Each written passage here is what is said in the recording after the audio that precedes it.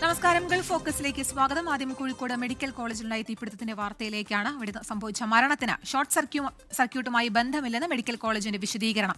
5 പേരാണ് മരിച്ചത്. ഒരാൾ ഇവിടെ എത്തുമ്പോൾ തന്നെ മരിച്ചിരുന്നു. ബാക്കി 4 പേരും അതീവ ഗുരുതരാവസ്ഥയിലായിരുന്നു. 2 പേർ എത്തിയത് ഇന്ന് ഉച്ചയോടെയാണ്. ക്യാൻസർ, ന്യൂമോണിയ, ലിവർ അസുഖങ്ങൾ ബാധിച്ചവരാണ് മരിച്ചത്. വയനാട് സ്വദേശിനി വിഷം കഴിച്ച് ഇന്നലെയാണ് എത്തിയത്. ICUവിൽ വെന്റിലേറ്ററിൽ ചികിത്സയിലായിരുന്നുവെന്ന് മെഡിക്കൽ കോളേജ് പ്രിൻസിപ്പൽ പറഞ്ഞു. വിഷം കഴിച്ച് വന്ന് അതാ നിങ്ങൾ എന്നോട് ചോദിച്ചത് കേസ് മേപ്പാടി ഇന്നലെ വന്നെയാണ്. എക്കാലക്സ് കഴിച്ചിട്ടുള്ള ഒരു ലേഡി ഭയങ്കര ബാഡായിരുന്നു, വെന്റിലേറ്ററിലാണ് ഉള്ളത്. അപ്പോൾ പുക വന്നപ്പോൾ നമ്മൾ സിക്കാണെങ്കിലും നമ്മൾ ആംബുലൻസിലാക്കിയിട്ട് അവിടുത്തെ മെയിൻ ബ്ലോക്കിൽ ICUവിലേക്ക് ഷിഫ്റ്റ് ചെയ്തതാണ്. അപ്പോൾ ICUവിൽ എത്തിയിട്ട് അവിടെ നിന്നാണ് മരിച്ചത്. 5 എണ്ണത്തിൽ ഒരാൾ ബ്രോഡ് ആണ്, 4 ഡെത്ത്. ഒന്ന് എക്കാലക്സ്, ബാക്കി 2 പേര്, ഒന്ന് ക്യാൻസറും അതിൻ്റെ കൂടെ കൗണ്ട് കുറഞ്ഞ് ന്യൂമോണിയ ഉള്ളത്, വേറെ ഒന്ന് ന്യൂമോണിയ ഉള്ളത്. 3ാമത്തെ കേസാണ് ലിവർ, അതേപോലെ കിഡ്നി 2 ഡാമേജ് ആയിട്ടുള്ള ആൽക്കോളിക് ലിവർ ഡിസീസ്. ബാക്കി നമ്മളെ എല്ലാവരെയും ഞങ്ങൾ ഇവിടെയുള്ള കുറച്ച് പേര് സ്വന്തം ഇഷ്ടപ്രകാരമാണ് പോയത്, പ്രൈവറ്റിൽ. കുറച്ച് പേര് ബീച്ചിലുണ്ട്. അപ്പം ഞങ്ങളെ ഇവിടുത്തെ ടീം 2 ദിവസം ബീച്ചിൽ ഹെൽപ്പ് ചെയ്യാൻ വേണ്ടിയിട്ട് ഡ്യൂട്ടി ഇട്ട് കൊടുത്തിട്ടുണ്ട്. അഭിജിത്ത് മുഴക്കുന്നും ഒപ്പം സമീർ സി മുഹമ്മദുമാണ് കൂടുതൽ വിശദാംശങ്ങളുമായി ചേരുന്നത്. അഭിജിത്ത്, നിലമുയർന്നു വന്ന ആരോപണങ്ങളെ തള്ളുകയാണ് ആശുപത്രി അധികൃതർ. നിലവിലെ അവിടുത്തെ സാഹചര്യം എന്താണ്?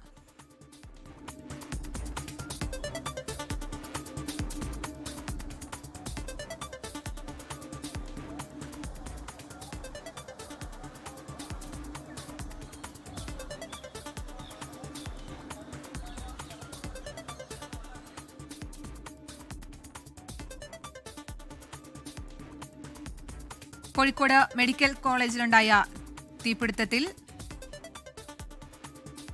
ഉയർന്നുവന്ന ആരോപണങ്ങൾ തള്ളുകയാണ് മെഡിക്കൽ കോളേജ് അധികൃതർ. ഒരാളെ കൊണ്ടുവന്നത് മരിച്ച നിലയിലാണ്. 2 പേർ എത്തിയത് ഇന്ന് ഉച്ചയോടെയാണ്. അപ്പോൾ ക്യാൻസർ, ന്യൂമോണിയ, ലിവർ അസുഖങ്ങൾ ബാധിച്ചവരാണ് മരിച്ചത്.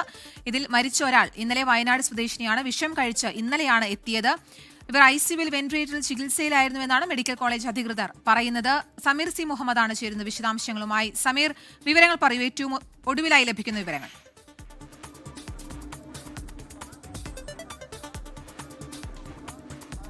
കീർത്തന, ഗുരുതരമായ ഒരു ആരോപണമാണ് ടി സിദ്ദിഖ് MLA ഉന്നയിച്ചത്. 3 പേർ ഈ മെഡിക്കൽ കോളേജിൽ ഉണ്ടായിട്ടുള്ള അപകടത്തിന്റെ പശ്ചാത്തലത്തിൽ മരിച്ചു എന്നായിരുന്നു അദ്ദേഹത്തിന്റെ ആരോപണം. എന്നാൽ ആ ആരോപണത്തെ തള്ളുകയാണ് കോഴിക്കോട് മെഡിക്കൽ കോളേജ് പ്രിൻസിപ്പൽ. അദ്ദേഹം പറയുന്നത് ഈ മരിച്ച ആളുകൾക്ക് നേരത്തെ തന്നെ രോഗാവസ്ഥയിലായിരുന്നു എന്നും അതുകൊണ്ട് തന്നെ ഇന്ന് ഉണ്ടായിട്ടുള്ള ഈ അപകടത്തിന്റെ പശ്ചാത്തലത്തിലല്ല ഇവരുടെ മരണം സംഭവിച്ചത് എന്നുമാണ്. ഓരോ രോഗികളുടെയും വിശദാംശങ്ങൾ ലഭ്യമാക്കിക്കൊണ്ട് കോഴിക്കോട് മെഡിക്കൽ കോളേജ് പ്രിൻസിപ്പൽ വ്യക്തമാക്കുന്നത്. ആ ഒരു പശ്ചാത്തലത്തിൽ നിലവിൽ ആ ഒരു പ്രിൻസിപ്പലിന്റെ വാക്കുകളെ നമുക്ക് മുഖവിലേക്ക് എടുക്കാം. ആശുപത്രി അധികൃതർ പറയുന്നത് തന്നെ നമുക്ക് ആധികാരികമായിട്ട് അത് സ്വീകരിക്കാം. അത്തരത്തിൽ MLA പറഞ്ഞ കാര്യങ്ങളെ കാര്യമായ രീതിയിലേക്ക് അതൊരു രാഷ്ട്രീയ ആരോപണമായി മാത്രം മാറുന്നു എന്നാണ് നമുക്ക് ഈ നിമിഷത്തിൽ പറയാനാവുന്നത്. നിലവിൽ ആശുപത്രിയിൽ നിന്നുള്ള വിവരങ്ങൾ ഇവിടെ നിന്നുള്ള മുഴുവൻ രോഗികളെയും മാറ്റിയിട്ടുണ്ട്. 34 രോഗികളെയാണ് സമീപത്തുള്ള മറ്റ് ആശുപത്രികളിലേക്ക് മാറ്റിയിരിക്കുന്നത്. മറ്റ് രോഗികളെല്ലാം തന്നെ കോഴിക്കോട് മെഡിക്കൽ കോളേജിലെ പഴയ കാഷ്വാലിറ്റിയിലേക്കും അതുപോലെ മറ്റ് ബ്ലോക്കുകളിലേക്കുമായിട്ട് മാറ്റിയിരിക്കുകയാണ്. നിലവിൽ ഇവിടുത്തെ സ്ഥിതികളെല്ലാം തന്നെ ശാന്തമായിട്ടുണ്ട്. പുകയൊക്കെ തന്നെ ഒതുങ്ങിയിട്ടുണ്ട്. പൂർണ്ണമായും കാഷ്വാലിറ്റി അടച്ചിരിക്കുകയാണ്, അവിടെ സീൽ ചെയ്തിരിക്കുകയാണ്. ഇപ്പോൾ നമുക്കിപ്പം Kozhikode deputy mayor CP Musafar Ahamed കൂടി ചേരുകയാണ്. രക്ഷാപ്രവർത്തനത്തിൻ്റെ ഭാഗമായിക്കൊണ്ടാണ് അദ്ദേഹം ഇവിടെ എത്തിയത്. ഇപ്പോൾ കാര്യങ്ങളൊക്കെ തന്നെ സ്ഥിതികളെല്ലാം തന്നെ അനുകൂലമായിട്ടുണ്ട്. എല്ലാം ആളുകളൊക്കെ തന്നെ മാറ്റിയിട്ടുണ്ട്. തീർച്ചയായും ഇപ്പോൾ മെഡിക്കൽ കോളേജിലുണ്ടായ സംഭവത്തിൽ ആശങ്കപ്പെടാവുന്ന രീതിയിൽ ഇപ്പോൾ ഒന്നും നിലനിൽക്കുന്നില്ല. അങ്ങേറ്റം ദുഃഖകരമായൊരു സംഭവമാണ് മെഡിക്കൽ കോളേജ് സംഭവിച്ച ഈ അപകടം. അതിനെ ഈ ഒരു സന്ദർഭത്തിൽ രക്ഷാപ്രവർത്തനവും കൂടുതൽ അപകടങ്ങളിലേക്ക് പോകാതിരിക്കാനുള്ള കൂട്ടായ ഇടപെടൽ നടത്തേണ്ട സന്ദർഭത്തിൽ ടി സിദ്ദിഖിനെ പോലെയുള്ള MLA ഒരു ദുരന്ത സമയത്ത് രാഷ്ട്രീയ ആക്ഷേപം ഉന്നയിക്കല്ല ചെയ്യേണ്ടത്. ഇവിടെ കാഷ്വാലിറ്റിയിൽ സാധാരണഗതിയിൽ അത്തരം രോഗികളുടെ സ്വാഭാവികമായ മരണങ്ങൾ മെഡിക്കൽ കോളേജിനെയും ആശുപത്രികളെ സംബന്ധിച്ചോളം സംഭവിച്ചുകൊണ്ടിരിക്കുന്ന കാര്യങ്ങളാണ്. ഈ ദുരന്തത്തിൽ കൂടുതൽ അപകടങ്ങൾ ഉണ്ടാകാതിരിക്കാൻ ഒന്നായി നിന്ന് അതിനെ നേരിടുകയും ഇപ്പോൾ ചെയ്ത പോലെ എല്ലാവരുടെയും ഇവിടുത്തെ വളണ്ടിയർമാർ, മെഡിക്കൽ കോളേജ് പ്രിൻസിപ്പൾ തൊട്ട് ഡോക്ടർമാർ, അധ്യാപകർ, നാട്ടിലെ സാമൂഹ്യ പ്രവർത്തകരൊക്കെ ഒന്നിച്ചു നിന്നുകൊണ്ടാണ് ഈ കാര്യങ്ങളൊക്കെ ചെയ്തത്. അതുകൊണ്ട് മറ്റ് അപകടത്തിലേക്ക് പോകാതെ അത് നമുക്ക് നിലനിർത്താൻ വേണ്ടി കഴിഞ്ഞു. വളരെ യാദൃശ്ചികമായും സ്വാഭാവികമായും ഉണ്ടാകുന്ന ഇത്തരം സംഭവങ്ങളെ ഒരു അസന്ദർഭത്തിൽ പറയേണ്ട കാര്യങ്ങളല്ല MLA പറഞ്ഞിരിക്കുന്നത്. അപ്പോൾ ഇവിടെ അത് പരിശോധിക്കപ്പെടട്ടെ. എല്ലാവരും മനസ്സിലാക്കിയതുപോലെ അസാധാരണമായ ഒരു സംഭവം മാറി സ്കാനിങ്ങിനോട് ചേർന്നിട്ടുള്ള ബാറ്ററി യൂണിറ്റിലുണ്ടായിട്ടുള്ള UPS ഉണ്ടായിട്ടുള്ള അപകടമാണ് എന്നാണ് പുറത്തു വന്നിരിക്കുന്നത്. മറ്റൊന്നാണെങ്കിലും പുറത്തു വരട്ടെ, അതിൽ വേറെ പ്രശ്നങ്ങളൊന്നുമില്ല. പക്ഷേ ആ സമയത്ത് ആശുപത്രിയിൽ കൂടുതൽ രക്ഷാപ്രവർത്തനവും മറ്റു കാര്യങ്ങൾക്കും ഒന്നിച്ചെന്ന് വിവാദങ്ങൾ സൃഷ്ടിക്കലല്ല ഈ സന്ദർഭത്തിൽ ചെയ്യേണ്ടത്.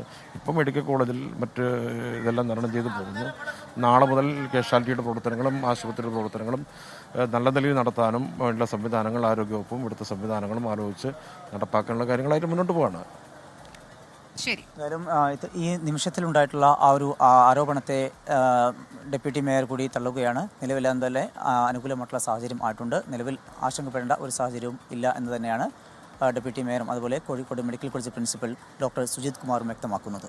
ശരി, നിലവിലെ സ്ഥിതിഗതികൾ ശാന്തമാണ്. എന്തായാലും അന്വേഷണം പ്രഖ്യാപിച്ചിട്ടുണ്ട് ആരോഗ്യമന്ത്രി. കൂടുതൽ വിവരങ്ങൾ മണിക്കൂറുകളിലും ദിവസങ്ങളിലും നമുക്ക് ലഭിക്കുന്നതായിരിക്കും. സമീർ മുഹമ്മദാണ് വാർത്തയുടെ വിശദാംശങ്ങൾ നൽകിയത്. ലോക തൊഴിലാളി ദിനത്തോടനുബന്ധിച്ച് രാജ്യത്തെ വിവിധയിടങ്ങളിൽ വിപുലമായ പരിപാടികൾ സംഘടിപ്പിച്ച് ദുബായ് താമസ കുടിയേറ്റ വകുപ്പ്. വിവിധയിടങ്ങളിലെ ആഘോഷ പരിപാടികളിൽ ആയിരക്കണക്കിന് തൊഴിലാളികളാണ് പങ്കെടുത്തത്. ദുബായ് താമസ കുടിയേറ്റ വകുപ്പിന്റെ പ്രധാന കാര്യാലയത്തിലും എമിറേറ്റിലെ വിവിധ കമ്പനികളുടെ തൊഴിലിടങ്ങളിലും വൈവിധ്യമാർന്ന പരിപാടികളാണ് തൊഴിലാളി ദിനത്തിന്റെ ഭാഗമായി നടന്നത്. അൽ ജാഫ്ലി ഓഫീസിൽ നടന്ന പ്രധാന പരിപാടിയിൽ വകുപ്പ് മേധാവി ലഫ്റ്റനന്റ് ജനറൽ മുഹമ്മദ് അഹമ്മദ് അൽ മറി, ഉപമേധാവി മേജർ ജനറൽ ഉബൈദ് മുഹേർ ബിൻ സൂറൂർ തുടങ്ങിയ ഉന്നത ഉദ്യോഗസ്ഥർ സംബന്ധിച്ചു. UAE പ്രഖ്യാപിച്ച കമ്മ്യൂണിറ്റി വർഷാചരണത്തിന്റെ ഭാഗമായി സഹിഷ്ണുത, ബഹുമാനം, സഹവർത്തിത്വം എന്നീ മൂല്യങ്ങൾക്ക് ഊന്നൽ നൽകിയായിരുന്നു ഇത്തവണത്തെ ആഘോഷ പരിപാടികൾ. ദുബായ്ക്ക് ഓരോ തൊഴിലാളിയും വിലപ്പെട്ടതാണെന്ന് ലഫ്റ്റനന്റ് ജനറൽ മുഹമ്മദ് അഹമ്മദ് അൽ മറി അഭിപ്രായപ്പെട്ടു. ദുബായിയുടെ വളർച്ചയിൽ നിർണായക പങ്കുവഹിക്കുന്ന എല്ലാ തൊഴിലാളികൾക്കും GDRFA ദുബായ് ഹൃദയം നിറഞ്ഞ അഭിനന്ദനങ്ങളും നന്ദിയും അറിയിക്കുന്നതായും അദ്ദേഹം കൂട്ടിച്ചേർത്തു.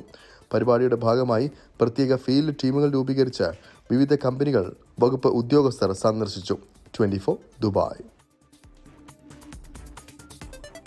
സംസ്കൃതി ഖത്തറിന്റെ ആഭിമുഖ്യത്തിൽ മനസ്സാണ് മറക്കരുത് എന്ന വിഷയത്തെ ആസ്പദമാക്കി ദോഹയിൽ മാനസികാരോഗ്യ സെമിനാർ സംഘടിപ്പിച്ചു. ഇന്ത്യൻ കൾച്ചറൽ സെന്റർ മുംബൈ ഹാളിൽ നടന്ന ബോധവൽക്കരണ സെമിനാറിന് ഹമദ് മെഡിക്കൽ കോർപ്പറേഷൻ മാനസികാരോഗ്യ വിഭാഗം ക്ലിനിക് നഴ്സ് സ്പെഷ്യലിസ്റ്റ് ഷിജു വാർക്കാനായി നേതൃത്വം നൽകി. ക്ലാസിന് ശേഷം സദസ്സിൽ നിന്നുള്ള സംശയങ്ങൾക്ക് ഷിജു വാർക്കാനായി മറുപടി നൽകി. Samskriti general secretary Shamseer Arikkulam seminar ഉദ്ഘാടനം ചെയ്തു. വെസ്റ്റ് സോൺ മേഖലാ പ്രസിഡന്റ് സബീന അസീസ് അധ്യക്ഷയായിരുന്നു. മേഖലാ സെക്രട്ടറി ബൈജു മാത്യു സ്വാഗതവും പ്രോഗ്രാം കൺവീനർ രാജൻ പൊത്തേര നന്ദിയും പറഞ്ഞു. കുവൈറ്റിൽ നഴ്സുമാരായ മലയാളി ദമ്പതികളുടെ ദുരൂഹ മരണത്തിൽ നടുക്കം മാറാതെ കുടുംബം. ഇരുവർക്കും എന്താണ് സംഭവിച്ചതെന്ന് അറിയില്ലെന്ന് മരിച്ച സൂരജിന്റെ ബന്ധുക്കൾ 24-നോട് പറഞ്ഞു. ഇരുവരും തമ്മിൽ മറ്റു പ്രശ്നങ്ങളൊന്നും ഉണ്ടായിരുന്നില്ലെന്നും ബന്ധുക്കൾ പറഞ്ഞു. കുവൈറ്റിലെ താമസ സ്ഥലത്താണ് കണ്ണൂർ മണ്ഡലം സ്വദേശി സൂരജിനെയും പെരുമ്പാവൂർ സ്വദേശി ബിൻസിയെയും കുത്തേറ്റു മരിച്ച നിലയിൽ കണ്ടെത്തിയത്. തർക്കത്തിനിടെ ഇരുവരും പരസ്പരം കുത്തിയെന്നാണ് പ്രാഥമികമായി പുറത്തുവന്ന വിവരം. എന്നാൽ സൂരജും ബിൻസിയും തമ്മിൽ യാതൊരു പ്രശ്നവും ഉണ്ടായിരുന്നില്ലെന്നാണ് ബന്ധുക്കൾ പറയുന്നത്. നല്ല സ്നേഹത്തിൽ കഴിഞ്ഞിരുന്ന കുടുംബമാണ്. ഞങ്ങൾക്ക് ഏറ്റവും പ്രിയപ്പെട്ട പിള്ളേരായിരുന്നു. ഞായറാഴ്ച തിങ്കളാഴ്ചത്തേക്ക് വരാൻ സാധ്യതയുണ്ട് എന്നാണ് പറഞ്ഞത്. അവർ അറിയിക്കും, അതിനനുസരിച്ച് ഇവിടുത്തെ ക്രമീകരണങ്ങൾ നടത്തും. ഒന്നുമില്ല, സാമ്പത്തികം യാതൊരു കുഴപ്പമില്ല, നല്ല രീതിയിൽ കഴിയുന്നതാണ്. ഈസ്റ്റർ അവധി കഴിഞ്ഞ് ഒരാഴ്ച മുമ്പാണ് ഇരുവരും കുവൈറ്റിലേക്ക് മടങ്ങിയത്. മക്കളെയും കൂട്ടി ഓസ്ട്രേലിയയിലേക്ക് ജോലി മാറാനുള്ള തയ്യാറെടുപ്പിലുമായിരുന്നു. മിക്കവാറും എല്ലാ ദിവസവും വിളിക്കാറുണ്ട്. അപ്പം 9:15 വിളിച്ച് സംസാരിച്ച് നോർമലായിട്ട് സംസാരിച്ചതാണ്. ഡ്യൂട്ടി കഴിഞ്ഞിട്ട് രണ്ടുപേരും തിരിച്ച് നൈറ്റ് ഡ്യൂട്ടി ആണെന്ന് തോന്നുന്നു. അത് തിരിച്ച് വന്ന വഴിക്ക് അത് കഴിഞ്ഞിട്ട് എന്താ സംഭവിച്ചതെന്ന് ഒന്നും അറിയില്ല. മരണം നടന്നെന്നല്ലാതെ അവരെ വീടിനകത്ത് സംഭവം നടന്ന വീട്ടിൽ ഇവരെ കയറ്റുകയോ ഒന്നും ചെയ്തിട്ടില്ല. അവരെ ബോഡി കാണിച്ചിട്ടില്ല. അതുകൊണ്ട് അവർക്ക് ഇന്നലെ ഞങ്ങൾ കിട്ടിയ ഇൻഫർമേഷൻ വരെ അവർക്ക് അതിനെപ്പറ്റി വ്യക്തമായിട്ടൊന്നും അറിയത്തില്ല. പോലീസ് ക്ലിയറായിട്ടൊന്നും പറയുന്നുമില്ല അവരോട്. കുവൈറ്റ് പോലീസ് കൃത്യമായ വിവരം നൽകുന്നില്ലെന്നാണ് അവിടെയുള്ള സൂരജിന്റെ ബന്ധുക്കൾ നാട്ടിൽ അറിയിച്ചത്. സംഭവത്തിലെ ദുരൂഹത നീക്കണമെന്ന് ബന്ധുക്കൾ ആവശ്യപ്പെടുന്നു. 24 കണ്ണൂർ. വിവിധ രാജ്യങ്ങളിൽ നിന്നുള്ള വ്യത്യസ്ത മാമ്പഴ ഇനങ്ങൾ ഒരുക്കി UAEയിലെ ലുലു ഹൈപ്പർ മാർക്കറ്റുകളിൽ മാമ്പഴോത്സവത്തിന് തുടക്കമായി. മാംഗോ മാനിയ എന്ന പേരിലാണ് ഫെസ്റ്റിവൽ നടക്കുന്നത്. ലോകത്തിന്റെ വിവിധയിടങ്ങളിൽ നിന്നുള്ള വ്യത്യസ്തങ്ങളായ മാമ്പഴങ്ങൾ ഒരു കുടക്കീഴിൽ ഒരുക്കിയാണ് ലുലുവിൽ മാമ്പഴോത്സവം പുരോഗമിക്കുന്നത്. കാട്ടുമാങ്ങ മുതൽ ലോകത്തിലെ ഏറ്റവും വിലയേറിയ മിയോസാക്കി വരെ ഈ കൂട്ടത്തിലുണ്ട്. ദുബായ് ഖിസൈസിലെ ലുലു ഹൈപ്പർ മാർക്കറ്റിൽ Dubai consul general Satheesh Kumar Sivan മാമ്പഴോത്സവം ഉദ്ഘാടനം ചെയ്തു. I was told that about 85% of the mangoes here are from India, but even other than that, there are global varieties that are there. So I thank Lulu for being such a wonderful ambassador of India, for bringing mangoes here, bringing the core of Indian culture and Indian lifestyle here, and exposing it to not just the Indian expatriate population, but the whole community in UAE. As you can see around, everybody is interested in this area. മാങ്ങ കൊണ്ടുണ്ടാക്കിയ വിഭവങ്ങളും മേളയിൽ ഒരുക്കിയിട്ടുണ്ട്. മാമ്പഴം കൊണ്ടുള്ള മധുര പലഹാരങ്ങൾ മുതൽ കറികൾ, അച്ചാറുകൾ, സ്മൂത്തികൾ, സലാഡുകൾ വരെ മാമ്പഴോത്സവത്തിൽ വിൽപ്പനയ്ക്കായി എത്തിച്ചിട്ടുണ്ട്. ദുബായിലെ ഉദ്ഘാടന ചടങ്ങിൽ Lulu director James K Varghese, fruits and vegetable director Zulfikar തുടങ്ങി ഉന്നത ഉദ്യോഗസ്ഥർ പങ്കെടുത്തു. മാംഗോ ഫെസ്റ്റിവൽ നമ്മൾ എല്ലാ വർഷവും നടത്തുന്നതാണ്. അപ്പോൾ ഈ വർഷം അത് 1-ാം തീയതി തൊട്ട് 9-ാം തീയതി വരെയുണ്ട്. അത് മാത്രമല്ല, നമ്മൾ ഓൾമോസ്റ്റ് ഒരു 20ഓളം രാജ്യങ്ങളിൽ നിന്നുള്ള മാങ്ങയാണ് കൊണ്ടുവന്നിരിക്കുന്നത്. അതിലേറ്റവും കൂടുതൽ ഇന്ത്യയിൽ നിന്നുള്ള വെറൈറ്റിയാണ്. 85%ഉം CG said ഫ്രം ഇന്ത്യ. മേള ഈ മാസം 10 വരെ നീണ്ടു നിൽക്കും. 24 ദുബായ്. കുവൈറ്റ് ലുലു ഹൈപ്പർ മാർക്കറ്റിലും മാംഗോ മാനിയ 2025 ഫെസ്റ്റിവലിന് തുടക്കമായി. ലോകമെമ്പാടുമുള്ള 70-ലധികം മാമ്പഴ ഇനങ്ങളുടെ വലിയ ശേഖരമാണ് ഫെസ്റ്റിന്റെ ഭാഗമായി ഒരുക്കിയിട്ടുള്ളത്. ലുലു കുവൈറ്റ് ഉന്നത മാനേജ്മെന്റ് പ്രതിനിധികളുടെ സാന്നിധ്യത്തിൽ അറബ് ഫുഡ് ഇൻഫ്ലുവൻസർ അബ്ദുള്ള അൽ മത്രൂദ് മാംഗോ മാനിയ ഉദ്ഘാടനം ചെയ്തു. ഈ വർഷത്തെ മാംഗോ മാനിയയിലെ പ്രധാന ആകർഷണമായി ഇന്ത്യയിൽ നിന്നുള്ള മിയാസാക്കി മാമ്പഴം ആദ്യമായി അവതരിപ്പിച്ചു. ജപ്പാനിൽ ഉത്ഭവിച്ചെങ്കിലും ഇപ്പോൾ ഇന്ത്യയിൽ വ്യാപകമായി കൃഷി ചെയ്യുന്ന മാമ്പഴം ലുലു ഫെസ്റ്റിവലിൽ മുഴുവൻ സമയവും ലഭിക്കും. മൈത്രി ജിദ്ദയുടെ കായികോത്സവം സമാപിച്ചു. ഗ്രീൻ ഹൌസാണ് കായിക മത്സരങ്ങളിലെ ചാമ്പ്യന്മാർ. സമാപന ചടങ്ങിൽ സാമൂഹിക സാംസ്കാരിക രംഗത്തെ പ്രമുഖർ സംബന്ധിച്ചു. ജിദ്ദയിലെ കലാ സാംസ്കാരിക സംഘടനയായ മൈത്രി അംഗങ്ങൾക്കായി നടത്തിയ സ്പോർട്സ് മീറ്റ് വൈവിധ്യമാർന്ന മത്സരങ്ങൾ കൊണ്ട് ശ്രദ്ധേയമായിരുന്നു. 2 ആഴ്ച നീണ്ടുനിന്ന ഇൻഡോർ മത്സരങ്ങൾ വിപുലമായ ഔട്ട്ഡോർ മത്സരങ്ങളോടെയാണ് സമാപിച്ചത്. മൈത്രി അംഗങ്ങളുടെ മാർച്ച് പാസ്റ്റോടെയാണ് സമാപന പരിപാടികൾ ആരംഭിച്ചത്. ഓറഞ്ച്, വൈറ്റ്, ഗ്രീൻ എന്നീ 3 ഹൌസുകൾ തിരിച്ചായിരുന്നു മത്സരങ്ങൾ. മത്സരങ്ങളിൽ ചാമ്പ്യന്മാരായ green house Kalliyath Aboobacker Haji memorial trophy കരസ്ഥമാക്കി. വൈറ്റ് ഹൌസിനാണ് 2ാം സ്ഥാനം. കുട്ടികൾക്ക് ഏർപ്പെടുത്തിയ ഉല്ലാസ് അടൂർ സ്മാരക വ്യക്തിഗത ചാമ്പ്യൻസ് ട്രോഫി ആർസു കാരപ്പഞ്ചേരി കരസ്ഥമാക്കി. കാരംസ് പുരുഷ വിഭാഗത്തിൽ സുൽഫിക്കർ മാപ്പിളവീടും വനിതാ വിഭാഗത്തിൽ ആയിഷ ഫവാസും ജേതാക്കളായി. മൈത്രി പ്രസിഡന്റ് ഷെരീഫ് അറക്കൽ അധ്യക്ഷത വഹിച്ച സമാപന ചടങ്ങ് മാധ്യമപ്രവർത്തകൻ മുസാഫിർ ഉദ്ഘാടനം ചെയ്തു. വിവിധ സംഘടനാ പ്രതിനിധികൾ സംസാരിച്ചു. നവാസ് ബാവത്തങ്ങൾ സ്വാഗതവും കിരൺ കലാനി നന്ദിയും പറഞ്ഞു. ഉണ്ണി തെക്കേടത്ത് മത്സരങ്ങൾ നിയന്ത്രിച്ചു. ജലീൽ കണമകലം, 24 ജിദ്ദ. രാജ്യത്തിന്റെ അഭിമാനമായി വിഴിഞ്ഞു.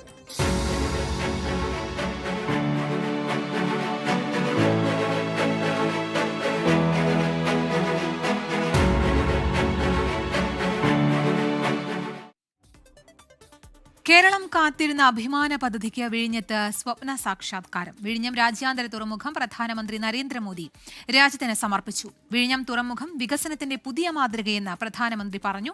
വിഴിഞ്ഞം യാഥാർത്ഥ്യമാക്കുന്നതിൽ LDF പങ്ക് നിരത്തിയായിരുന്നു മുഖ്യമന്ത്രി പിണറായി വിജയന്റെ പ്രസംഗം.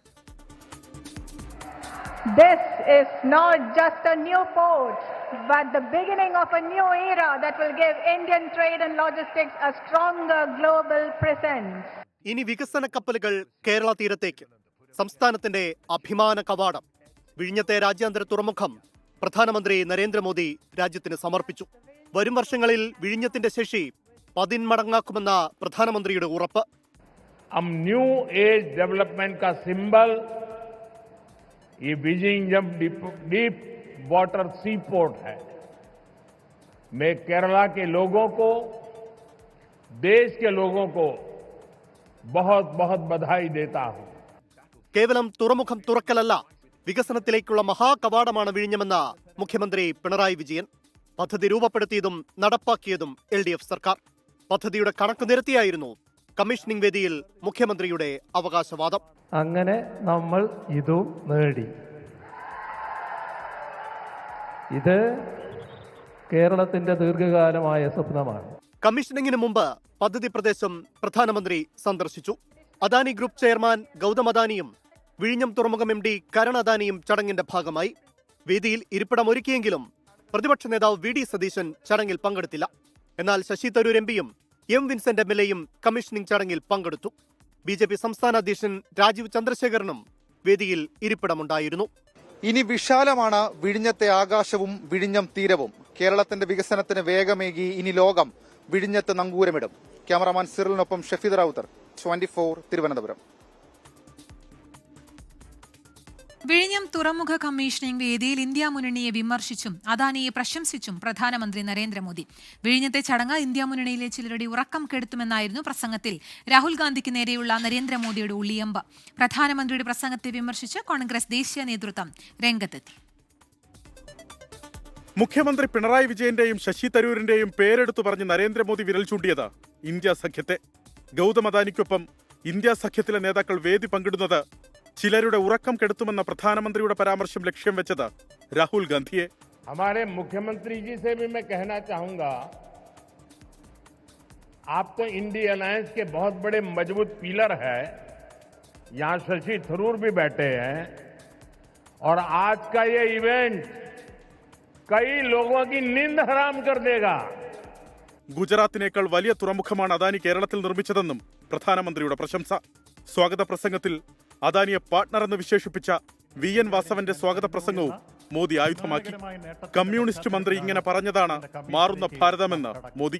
एक कम्युनिस्ट गवर्नमेंट का मंत्री बोल रहा है प्राइवेट सेक्टर के लिए कि हमारी सरकार का पार्टनर ये बदलता हुआ भारत है. കഴിഞ്ഞ 10 വർഷം കേന്ദ്ര സർക്കാർ കേരളത്തിലേക്ക് വികസനം കൊണ്ടുവന്നെന്ന് പ്രധാനമന്ത്രി നരേന്ദ്രമോദി പറഞ്ഞു. ഫ്രാൻസിസ് മാർപ്പാപ്പയുടെ വിയോഗത്തിൽ ദുഃഖം രേഖപ്പെടുത്തിയ പ്രധാനമന്ത്രി കേന്ദ്രമന്ത്രി ജോർജ് കുര്യൻ സംസ്കാര ചടങ്ങിൽ പങ്കെടുത്തതും ചൂണ്ടിക്കാട്ടി. എന്നാൽ പ്രധാനമന്ത്രിയുടെ പ്രസംഗത്തെ വിമർശിച്ച് കോൺഗ്രസ് ദേശീയ നേതൃത്വം രംഗത്ത്. പ്രധാനമന്ത്രിയെ പോലുള്ള ഒരാൾ ഇത്ര തരംതാണ പരാമർശങ്ങൾ നടത്തുന്നത് അങ്ങേയറ്റം ഖേദകരമാണ്. ഒരു മന്ത്രിയുടെ പ്രസംഗമെടുത്ത് പ്രധാനമന്ത്രി രാഷ്ട്രീയം പറയാന്ന് പറയുന്നത് ഇന്ത്യ മുന്നണിയെക്കുറിച്ച് ഇത്രയും മോശമായിട്ട്, അതും ഒരു ഏറ്റവും പ്രധാനപ്പെട്ട ഒരു വികസന വേദിയിൽ പ്രൈം മിനിസ്റ്റർ രാഷ്ട്രീയം പറയുമ്പോൾ അവിടെ വെച്ച് തന്നെ ചുട്ട മറുപടി കൊടുക്കേണ്ടതല്ലേ? മുഖ്യമന്ത്രിയല്ലേ, മുഖ്യമന്ത്രിക്ക് മൈക്കെടുക്കാമല്ലോ എപ്പോൾ വേണമെങ്കിലും. പഹൽഗാം ഭീകരാക്രമണത്തിൽ പ്രതിപക്ഷം സർക്കാരിനൊപ്പം നിൽക്കുന്ന സമയത്ത് പ്രധാനമന്ത്രി തരം താഴ്ന്ന രാഷ്ട്രീയം കളിക്കുന്നെന്നും കോൺഗ്രസ് വിമർശിച്ചു. 24 തിരുവനന്തപുരം. ലോക്സഭാ തെരഞ്ഞെടുപ്പ് സമയത്ത് തൃശൂരിൽ CPIMന്റെ 1 കോടി രൂപ പിടിച്ചെടുത്ത ആദായ നികുതി വകുപ്പ് നടപടി ശരിവെച്ച് ഹൈക്കോടതി. ആദായ നികുതി വകുപ്പിന്റെ പരിശോധനയും നടപടിയും നിയമപരമെന്ന് കോടതി നിരീക്ഷിച്ചു. പണം പിടിച്ചെടുത്തതിനെതിരെ CPIM മുൻ ജില്ലാ സെക്രട്ടറി MM വർഗീസിന്റെ ഹർജി കോടതി തള്ളി.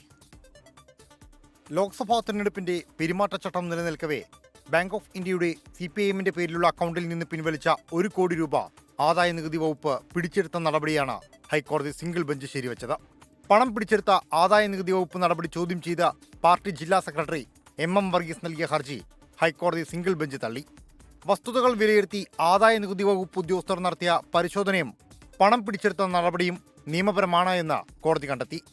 പരിശോധനയ്ക്കും പണം പിടിച്ചെടുത്തതിനും മതിയായ കാരണങ്ങളുണ്ട് എന്നും കോടതി നിരീക്ഷിച്ചു. ബാങ്ക് ഓഫ് ഇന്ത്യയുടെ അക്കൗണ്ട് സംബന്ധിച്ച വിവരങ്ങൾ CPIM മറച്ചുവെച്ചതായും ബാങ്ക് പലതവണ ആവശ്യപ്പെട്ടിട്ടും KYC അപ്ഡേറ്റ് ചെയ്തില്ല എന്നും കോടതി ചൂണ്ടിക്കാട്ടി. അക്കൗണ്ട് മരവിപ്പിച്ച നടപടിയുടെ സമയപരിധി അവസാനിച്ചതോടെ ഇക്കാര്യത്തിൽ ഇടപെടേണ്ടതില്ല എന്നായിരുന്നു ഹൈക്കോടതിയുടെ നിലപാട്. 24 കൊച്ചി. വഖഫ് വിഷയത്തിൽ മുസ്ലിം ലീഗിനെതിരെ പരോക്ഷ വിമർശനവുമായി സംസ്ഥാന നേതാവ് ഉമർ ഫൈസി മുക്കം. സമുദായത്തിൽപ്പെട്ടവർ തന്നെ വഖഫ് സ്വത്ത് സ്വന്തമാക്കിയിട്ടുണ്ടെന്നും അത് മറച്ചുവെക്കാനാണോ അരമന കയറി ഇറങ്ങുന്നതെന്നും വിമർശനം. ഫറൂഖ് കോളേജിന് മുന്നിൽ നടന്ന വഖഫ് സംരക്ഷണ സമിതിയുടെ പ്രതിഷേധ കൂട്ടായ്മയിലാണ് ഉമർ ഫൈസിയുടെ വിമർശനം. മുസ്ലിം സമുദായത്തിൽപ്പെട്ടവർ തന്നെ വഖഫ് സ്വത്ത് സ്വന്തമാക്കിയിട്ടുണ്ടെന്നും ഇത്തരം പ്രവൃത്തികൾ മറച്ചുപിടിക്കാൻ ശ്രമിക്കുന്നുണ്ടെന്നും സമസ്ത സെക്രട്ടറി ഉമർ ഫൈസി മുക്കം. സമസ്ത ഇത് പറയുമ്പോൾ ചില രാഷ്ട്രീയ പാർട്ടികൾക്ക് കൊള്ളുന്നുണ്ടാകുമെന്നും ഉമർ ഫൈസി. പല സ്ഥലത്തും കൈകാര്യം ചെയ്യപ്പെട്ടിട്ടുണ്ട്. അത് നേരത്തെ ഇവിടെ പറഞ്ഞതുപോലെ തന്നെ രാഷ്ട്രീയത്തിന്റെ ആൾക്കാർ, ഇസ്ലാമിന്റെ രാഷ്ട്രീയത്തിന്റെ ആൾക്കാരൊക്കെ തന്നെ പല സ്ഥലത്തും കൈകാര്യ വിഷയങ്ങളൊക്കെ ഓരോന്നും കൊണ്ടു വരുന്നുണ്ട്. ഇതൊക്കെ മൂടി വെക്കാനാണോ അവർ അരമനയിലൊക്കെ കാര്യം ചെയ്യുന്നത്? അത് നമുക്ക് സംശയമില്ല. മുനമ്പത്ത് മാത്രമല്ല തളിപ്പറമ്പിലും മറ്റും ഇത്തരം കയ്യേറ്റങ്ങൾ നടന്നിട്ടുണ്ട്. മുനമ്പത്തേത് വഖഫ് ഭൂമി തന്നെയെന്നും ഭൂമി വിൽപ്പന നടത്തിയ ഫറൂഖ് കോളേജ് മാനേജ്മെന്റ് തെറ്റു തിരുത്തണമെന്നും ഉമർ ഫൈസി പറഞ്ഞു. പൂർവികർ ചെയ്ത് തെറ്റ് വന്നു പോയിട്ടുണ്ട്.